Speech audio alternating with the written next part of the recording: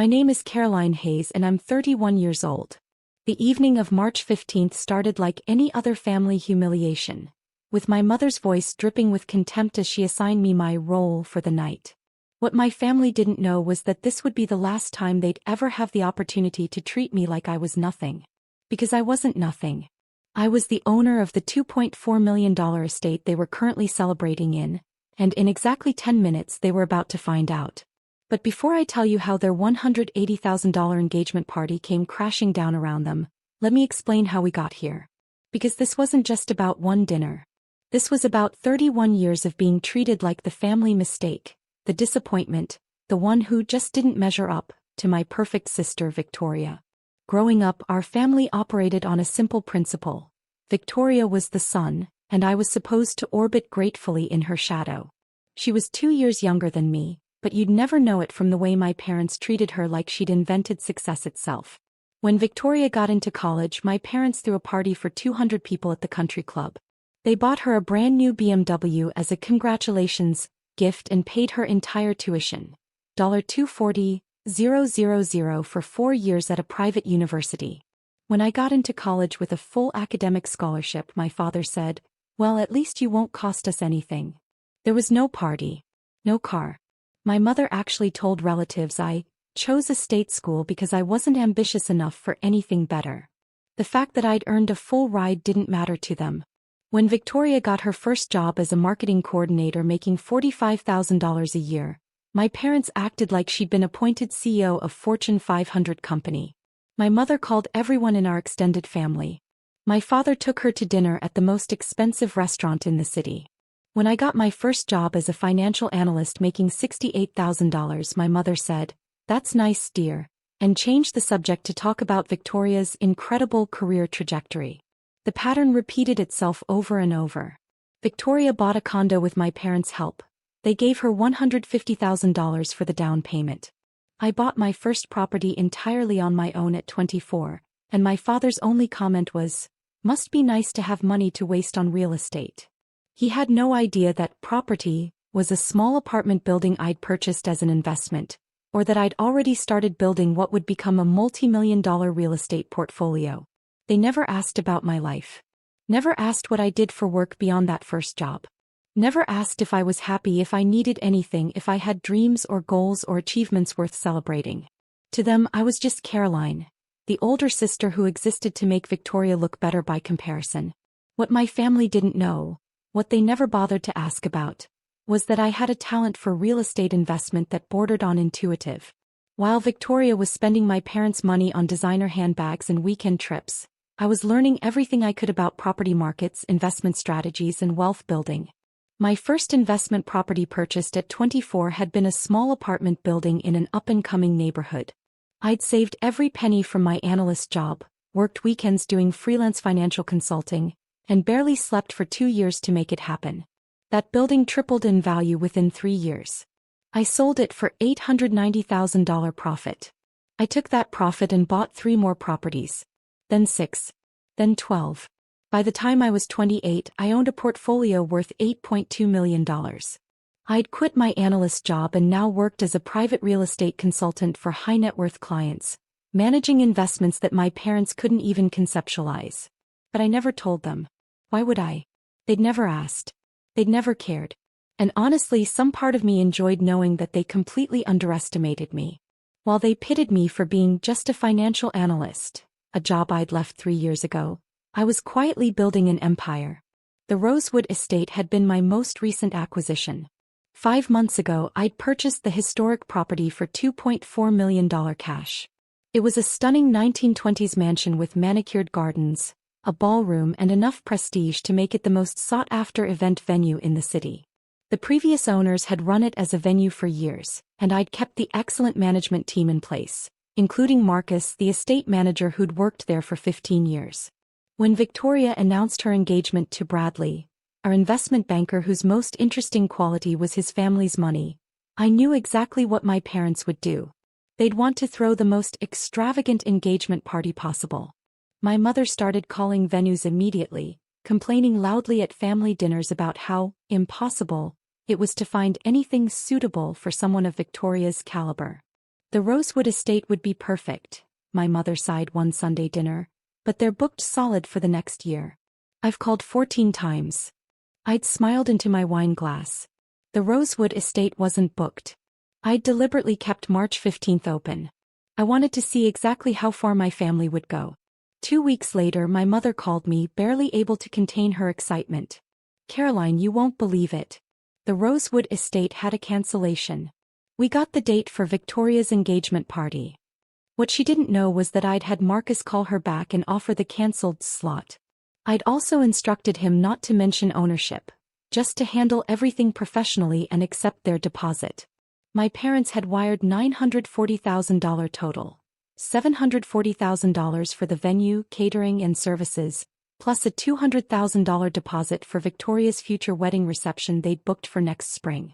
If you're genuinely enjoying this story, I'd love for you to hit that like button. But only if it's resonating with you, no pressure at all. The weeks leading up to the engagement party were a masterclass in my family's priorities. My mother called Victoria 47 times to discuss details. She called me twice, both times to tell me what I should wear because we can't have you looking inappropriate in the photos. Victoria posted daily updates on social media about the most incredible engagement party ever planned. She shared photos of her custom Vera Wang dress, $8,500, the designer invitations, $3,200 for 100 invitations, and the elaborate floral arrangements my mother had ordered, $22,000. Not once did she mention me. 1 week before the party, we had a family planning dinner at my parents' house. I was invited, but only because my mother said it would look bad if I wasn't there. Now, Caroline, my mother began, using that tone she reserved for when she was about to say something cruel while pretending it was practical, we need to discuss your role at the party. My role? I asked calmly. Yes. We've worked very hard to make this perfect for Victoria. We can't have any disruptions. My father cleared his throat. What your mother means is that this is Victoria's night. We need you to understand that and behave accordingly. Accordingly, I repeated. Victoria was scrolling through her phone, not even bothering to look up. Just don't be weird, Caroline. Don't talk about yourself. Don't try to get attention. This isn't about you. My mother nodded enthusiastically. Exactly. In fact, we've arranged for you to help with some of the coordination. Make yourself useful. The catering staff might need assistance and... You want me to work at my sister's engagement party, I said flatly. Not work, my mother corrected. Help. It's what family does. Besides, you're not exactly bringing a date or contributing financially, so the least you can do is pitch in. The assumption that I hadn't contributed financially almost made me laugh. I owned the venue. I was technically paying myself to host their party. But I just smiled and said, of course. Whatever Victoria needs. Victoria finally looked up from her phone.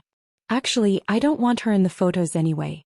He always looks so, I don't know, tired, stressed. It brings down the aesthetic. My father actually nodded in agreement. Victoria's right. Caroline, perhaps it's best if you stay behind the scenes. You understand. I understood perfectly. I understood that in 10 days, they were going to regret every single word of this conversation.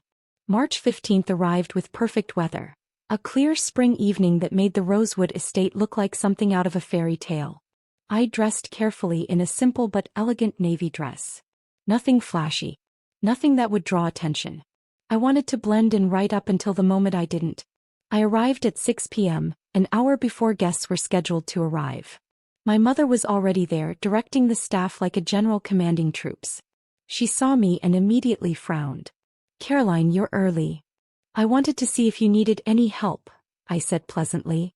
How thoughtful, she said in a tone that made it clear she found it anything but. Actually, yes. The catering manager mentioned they're short-staffed. Perhaps you could assist in the kitchen? In the kitchen, I repeated. Just for the beginning. Once things get started you can, well, we'll see. She waved her hand dismissively and walked away, already pulling out her phone to take more photos of the elaborate setup.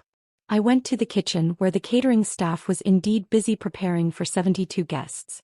The head chef, a woman named Maria whom I'd worked with on 3 previous events at the estate, saw me and immediately looked confused. Miss Hayes? Is everything all right? Do you need something changed? Everything's perfect, Maria, I said quietly. I'm just going to observe for a bit. My family doesn't know I own the estate yet. Understanding dawned on her face, followed by something that looked like anticipation. I see. Should I? Just treat me like any other guest. For now. Guests started arriving at 7 p.m. I watched from the kitchen window as my extended family filed in, all dressed in their finest. Aunts, uncles, cousins, 72 people total, all there to celebrate Victoria and Bradley's engagement. Victoria arrived at 7:15 in a dramatic entrance, wearing her Vera Wang dress and practically glowing with self-satisfaction. Bradley was beside her in an expensive suit, looking every bit the successful banker. My parents flanked them like proud peacocks, accepting congratulations as if they'd personally achieved something remarkable. At 7:30 my mother came to the kitchen. Caroline, the guests are all here. You should stay in here for dinner. I'm sorry, I said, though I'd heard her perfectly. It's just, the seating is very carefully arranged. We don't have a place for you at the main tables and it would disrupt everything to rearrange now. You can eat here with the staff. I'm sure they won't mind. One of the sous chefs actually dropped a spoon. You want me to eat in the kitchen, I said, my voice carefully neutral. It's not personal, Caroline. It's just logistics. You understand. My mother was already turning away as if the matter was settled. Mom, I said, and something in my tone made her turn back. You want me to eat in the kitchen at my sister's engagement party? Oh, don't be dramatic. It's just dinner. Besides, you're not exactly contributing to the celebration, are you? No gift, no date, no real reason to be featured. The dining room is for family who actually matter in Victoria's life. The words hung in the air. The entire kitchen staff had gone silent. Family who actually matter, I repeated. You know what I mean. Victoria's close family. The people who've invested in her future. Now, I need to get back to our guests. She swept out of the kitchen without another glance. I stood there for a moment looking at the shocked faces of the catering staff. Maria stepped closer, her voice low. Miss Hayes, I'm so sorry. We had no idea she would. It's fine, I said calmly. Actually, it's perfect. Maria, could you prepare me a plate? I'll eat here just like my mother wants. I sat at a small table in the corner of the kitchen, eating the same gourmet meal the guests were being served in the grand dining room. Through the window I could see my family laughing, toasting, celebrating. My father stood up to make a speech about Victoria's incredible journey, and how proud they were of their daughter. Singular. As if he only had one. Then I saw Victoria pull out her phone. She was pointing it toward the kitchen window, toward me. She was filming me eating alone in the kitchen while her engagement party happened 30 feet away. One of the servers came in and whispered to Maria, "The bride wants you to know she's posting it on Instagram. She's already captioned it." Maria pulled out her own phone and navigated to Victoria's Instagram. He showed me the screen. There I was, sitting in the kitchen, and the caption read, "Where she belongs," face with tears of joy. Some people are just meant to stay in the background. Hashtag know your place, hashtag engagement party, hashtag family first. The post already had 43 likes and comments from relatives. OMG Victoria, you're savage. Face with tears of joy. Poor Caroline, oh. This is hilarious. Your sister must be so embarrassed. I looked at that post for exactly 5 seconds. Then I smiled. Maria, I said calmly, could you please ask Marcus to come to the kitchen? He practically ran to get him. Marcus appeared within minutes, slightly out of breath. Miss Hayes, I just saw. I know, I said. I think it's time, don't you? His face split into a grin. I've been waiting for this moment since they booked the venue. Give me 10 minutes. Then make the announcement exactly as we discussed. It will be my absolute pleasure. I spent those 10 minutes finishing my meal slowly, deliberately. I could hear the party continuing in the dining room. More toasts. More laughter. More celebration of Victoria's perfect life. At exactly 8:47 p.m. I stood up, smoothed my dress and walked out of the kitchen. I didn't go into the dining room. Not yet. I went to the estate's main office, where I'd left a folder with Marcus earlier in the week. Inside were the property deeds, the purchase agreement, and several other documents that would make it very clear very quickly exactly who owned the Rosewood estate. At 8:50 p.m., I heard the feedback from a microphone being turned on. Marcus's voice, calm and professional, filled the estate. "Good evening, ladies and gentlemen. I apologize for the interruption. My name is Marcus Chin and I'm the estate manager here at Rosewood. I have a brief announcement to make." I could hear the confusion in the dining room, the murmur of voices wondering what was happening. "There's been a significant misunderstanding that needs to be addressed immediately. When this event was booked 5 months ago, the party coordinators were not made aware of certain ownership details regarding the property." The murmuring grew louder. As of September 15th of last year, the Rosewood estate was purchased by a new owner.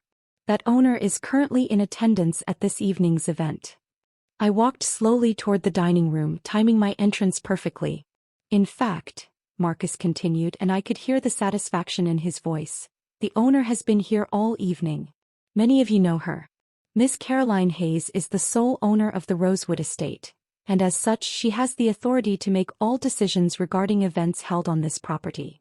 I stepped into the doorway of the dining room just as Marcus said my name. 72 faces turned toward me in perfect synchronization. The silence was absolute. My mother's face had gone completely white. My father had frozen with his wine glass halfway to his mouth. Victoria's mouth was literally hanging open, and Bradley looked confused, like he couldn't quite process what he'd just heard. Marcus continued, "Ms. Hayes has reviewed the events of this evening and has made a decision regarding the remainder of tonight's celebration, as well as future events booked at this venue. I'll now turn things over to her." He handed me the microphone as I walked to the front of the room. Every step felt like victory. "Hello everyone," I said, my voice steady and clear. "I'm sorry to interrupt such a lovely celebration. As Marcus just explained, I own this estate. I purchased it 5 months ago for $2.4 million in cash. Some of you may be wondering why I didn't mention this before." I looked directly at my mother. I wasn't asked. In fact, in the 5 months since I bought this property, not one person in my immediate family has asked me what I do for a living, how I'm doing financially, or anything about my life beyond whether I was bringing a date to tonight's event. My father had finally set down his wine glass. His hand was shaking. When my mother called 5 months ago, desperate to book this venue for Victoria's engagement party, I had my estate manager offer her the date. "I accepted your deposit of $740,000 for tonight's event, plus an additional $200,000 deposit for Victoria's wedding reception next spring. That's $940,000 total, all paid to me." Victoria made a sound like a wounded animal. "Tonight, I was told that I wasn't important enough to sit in the dining room. I was told to eat in the kitchen with the staff, which I did by the way, and they were lovely company. My father told 72 guests that the dining room was for family who actually matter. And my sister filmed me eating alone and posted it to Instagram with the caption, 'Where she belongs.'" I pulled out my own phone and held it up, showing Victoria's post on the screen projected behind me via the estate's presentation system. "This is what my sister posted 23 minutes ago. 43 people thought it was hilarious to see me humiliated at my own property." The room was so silent you could hear people breathing. "So I've made a decision. Effective immediately, this engagement party is concluded. You have 30 minutes to gather your belongings and exit the property. The catering is cancelled, the bar is closed, and the evening is over." My mother found her voice. "You can't, Caroline, you can't be serious." "I'm completely serious. Marcus, please begin the shutdown process." "Wait." Victoria jumped to her feet, her face blotchy with rage and panic. "This is my engagement party. You can't just end it." "I can actually. It's my property. But more importantly, Victoria, I'm also canceling your wedding reception scheduled for next spring." "What?" "Your $200,000 deposit is forfeit per the cancellation clause you signed. You'll receive nothing back. The clause specifically states that abusive behavior towards staff or property ownership will result in immediate cancellation and forfeiture of all deposits." My father stood up, his face turning red. "This is insane. We're your family." "No," I said quietly. "Family doesn't banish someone to eat in the kitchen. Family doesn't film their humiliation for social media entertainment. Family doesn't tell someone they don't matter. You made it very clear tonight what you think of me. I'm simply responding in kind." Bradley, who'd been silent this entire time, tried to speak. "Miss Hayes, perhaps we can discuss." There's nothing to discuss. The decision is final. You all have 28 minutes now to leave my property. What happened next was chaos. Pure beautiful chaos. My mother rushed toward me, her voice shrill. Caroline, please. Think about what you're doing. This is Victoria's special night. I did think about it, I said calmly. I thought about it when you told me to eat in the kitchen. I thought about it when Dad said I didn't matter. I thought about it when Victoria filmed me and mocked me online. I've thought about it very carefully. Victoria was crying now, her perfect makeup running down her face. You're ruining my life. Everyone is watching. This will be all over social media. Yes, I agreed. Just like your post about me was. Except this time the story won't be where she belongs. It'll be who actually owns the place. Relatives started standing up, gathering their things, whispering frantically to each other. I heard snippets. Did you know Caroline owned this place? How much did she say she paid? Oh my God, she's rich? I can't believe they made her eat in the kitchen. My Aunt Jennifer, my mother's sister, walked past and stopped. She looked at me with something I'd never seen from my family before: respect. Caroline, she said quietly, I had no idea about any of this. I'm sorry. Thank you, I said. She nodded and walked out, shaking her head. My mother made one more attempt. The money, Caroline. We can't afford to lose $940,000. Your father's business has been struggling. We took out a loan for this. And there was the truth beneath the truth. They couldn't afford this party. They'd gone into debt to throw Victoria an extravagant celebration they couldn't afford, and now they'd lost almost $1 million. You should have thought of that before you decided I wasn't worth a seat at the table, I said.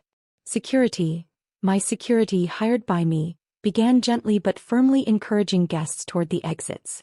Victoria was sobbing on Bradley's shoulder. Bradley looked like he was reconsidering his life choices. My father was on his phone, presumably calling his lawyer, not realizing that my contracts were ironclad. Within 25 minutes, the Rosewood estate was empty except for staff and me. Marcus approached, barely suppressing a smile. All guests have departed, Ms. Hayes. The venue is clear. Thank you, Marcus. Please make sure the staff is paid triple for this evening, including the catering team. This wasn't their fault. Already done. And Ms. Hayes?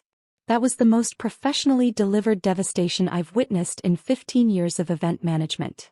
I stayed at the estate for another hour, helping the staff clean up the abandoned party. Half-eaten plates of food, scattered napkins, Victoria's elaborate floral centerpieces. All of it a testament to a celebration that ended in spectacular failure. My phone started ringing at 9:47 p.m. My mother. I declined the call. It rang again. My father. Declined. Victoria. Declined. My mother again. Declined. Text messages started flooding in. From Mom. Caroline, please call me. We need to talk about this. You're being irrational. From Dad. This is unacceptable behavior. Call me immediately. From Victoria. I hate you. You ruined my life. Everyone saw. Bradley's parents are furious. I blocked all 3 numbers. Then the extended family started calling. Cousins, aunts, uncles. People who'd watched me eat in the kitchen and said nothing. I sent one group text. Tonight's events speak for themselves. I will not be discussing this further. Please respect my privacy. Then I turned off my phone.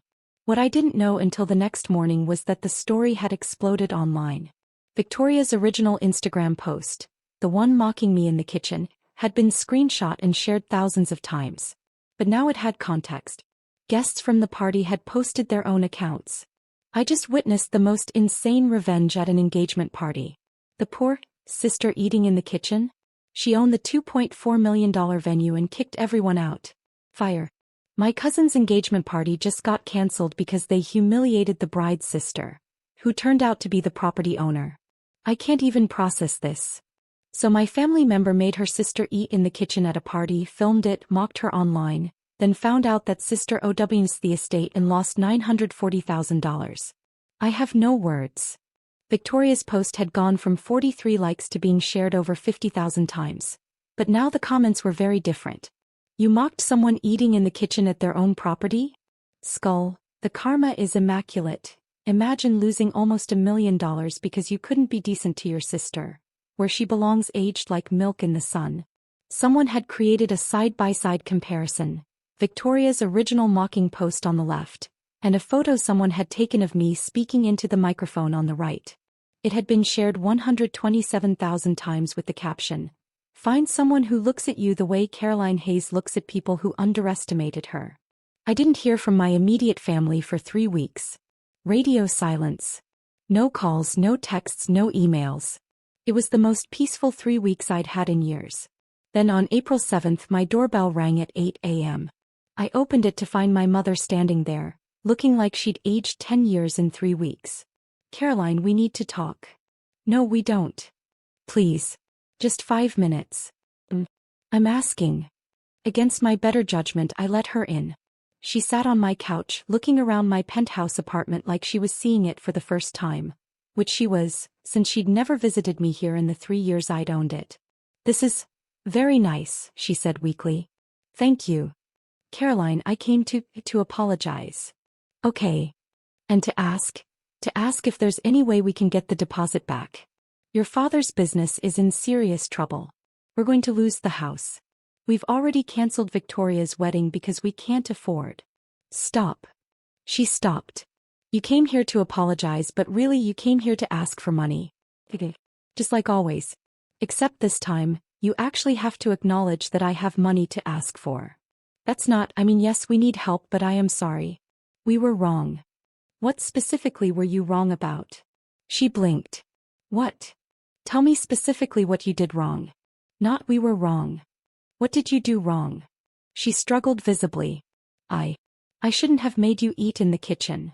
And I shouldn't have said those things about family that matters. And I don't. You spent 31 years treating me like I was worthless. You paid for Victoria's entire life while telling me I wasn't worth investing in. You never asked about my career, my life, my achievements. You never once considered that I might be successful. And when given the opportunity at Victoria's party, you chose to humiliate me publicly rather than treat me with basic human dignity." Tears were running down her face now. I know all of that. And I'm sorry. I'm so sorry. Are you sorry for what you did, or are you sorry you lost $940,000? She didn't answer. He didn't have to. We both knew. "You need to leave," I said quietly. "Caroline, please. You need to leave my home. Now." He left crying. I closed the door and felt nothing. No satisfaction. No anger. Just a profound sense of finality. It's been 6 months since Victoria's engagement party ended in spectacular fashion. I haven't spoken to my parents or Victoria since my mother's visit. They've tried calling from different numbers, sending letters, even showing up at my office once. Security escorted them out. According to my Aunt Jennifer, the only family member I've maintained contact with, my parents did lose their house. They're living in a small apartment now, both working jobs they hate to pay off the debt they accumulated trying to impress people with Victoria's life events. Victoria and Bradley postponed their wedding indefinitely. Apparently, the viral story of the engagement party made Bradley's parents concerned about the family dynamics, and they've been pressuring him to reconsider the marriage. Victoria blames me for potentially losing her fiancé, which is ironic considering she's the one who filmed me and posted it to social media. As for me, I'm thriving. My real estate portfolio is now worth $12.3 million. I've expanded into commercial properties and just closed on a small hotel downtown. The Rosewood estate is booked solid for the next 18 months with clients who specifically requested to work with me after hearing the story. I've also built something my biological family never gave me, a real family. Marcus and his wife have become close friends. Maria, the catering chef, and I have started a side business doing pop-up dinner events. My Aunt Jennifer and I have coffee every week, and she's introduced me to cousins I barely knew growing up. People who actually care about who I am, not what I can do for them. I don't regret what I did at Victoria's engagement party. Not for a second. Some people think I was too harsh. They say family deserves second chances, that I should forgive and move on. But here's what I learned. Family isn't about blood. It's about respect, love, and treating people like they matter.